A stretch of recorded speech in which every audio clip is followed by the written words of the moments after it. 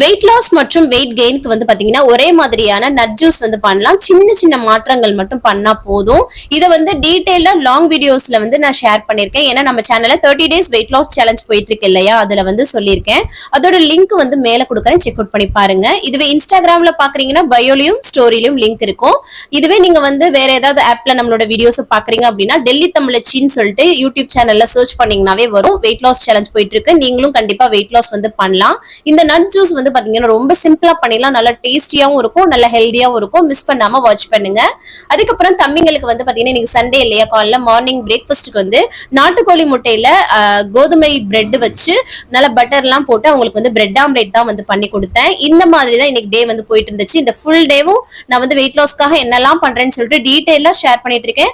Miss பண்ணாம watch பண்ணுங்க. நம்ம சேனலை சப்ஸ்கிரைப் பண்ணி சப்போர்ட் பண்ணுங்க. உங்க ஃப்ரெண்ட்ஸ் அண்ட் ஃபேமிலி கூட ஷேர் பண்ணி விடுங்க. தேங்க்ஸ் ஃபார் வாட்சிங் ஃப்ரெண்ட்ஸ். பை.